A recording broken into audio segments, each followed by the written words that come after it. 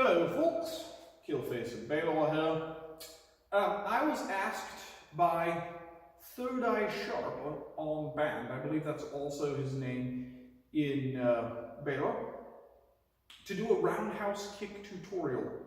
Now, I was asked this despite having said several times, my roundhouse kicks are terrible. I am not the person you want roundhouse kick advice from. Also, this is a cell phone gaming channel on YouTube. If you take information from a cell phone gaming channel on YouTube with you into a fight, expect it to get you killed. That being said, if that's what the viewers want to see and I happen to know something on the subject, I'll do one simply for entertainment purposes. I am not telling you that I do not advise bringing this into a fight. I am telling you that it is a terrible idea to take anything from a cell phone gaming channel on YouTube with you into a fight. I am saying never do this without instruction from someone who you can meet in person and who is not primarily focused on cell phone games with their channel, okay? If you use this in a fight, you will lose. You're welcome.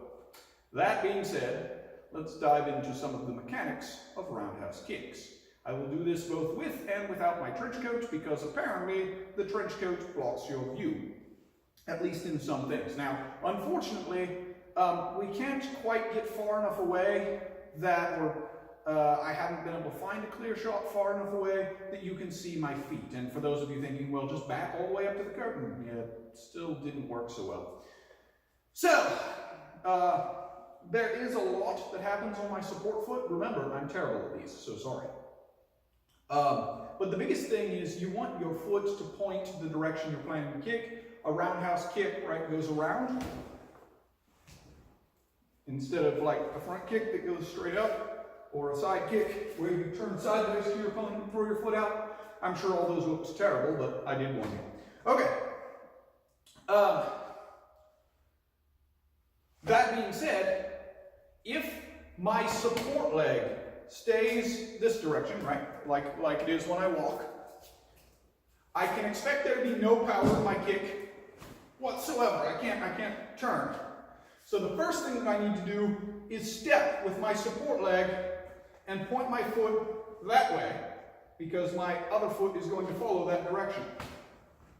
Now, the next thing to note is that if you telegraph your kicks, they are never going to land. So, a roundhouse kick, when it starts out, first of all, any kick that you want to do in a fight or anything where you need to stay balanced, you don't want to stick your foot out and then try and put it down somewhere out there, right? You want to bring your foot up to your supporting knee, out, back to your supporting knee, back down, okay? I know you can barely see that, sorry.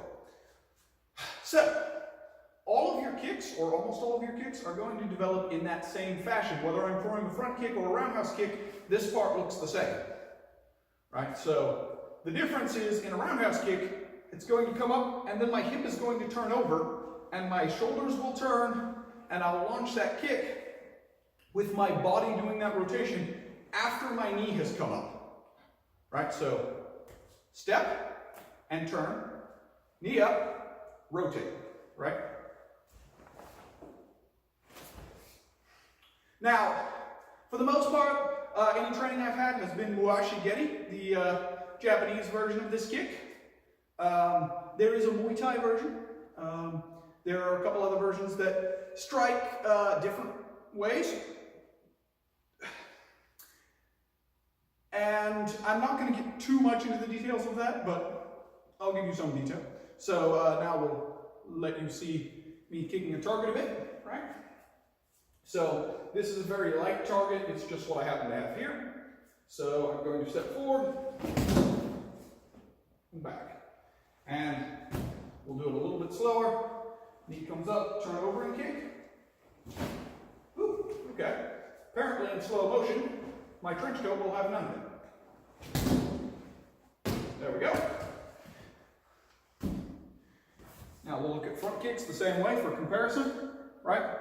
So my knee's going to come up the same way and develop a similar kick. It's worth noting that in a Japanese front kick, my my foot is pointed with my toes pulled back so that I'm striking with the ball of my foot.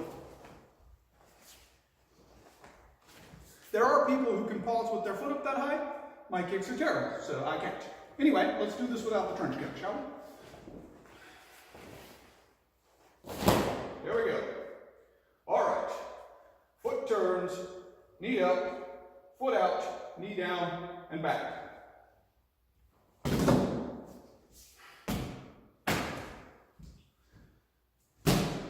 Now, more of a Muay Thai style, but also much less dangerous to your foot. So if you're striking with the top of your foot, you're introducing the ankle joint already at full extension, and if they step at odds to your foot, it's possible you'll get a sprained ankle or a broken ankle or something similar.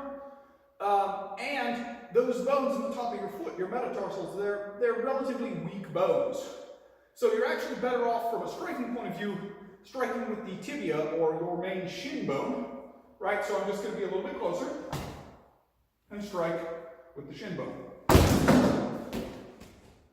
And for those of you who felt like that was a hard kick, trust me, it wasn't. It's a light target and a light share. For those of you who could see it wasn't a hard kick, well, you know, it wasn't.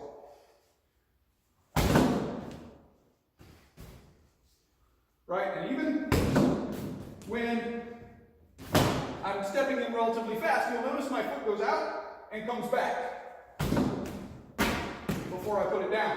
And then I pivot my hips to where I want to put my foot down at. Same thing with front kick.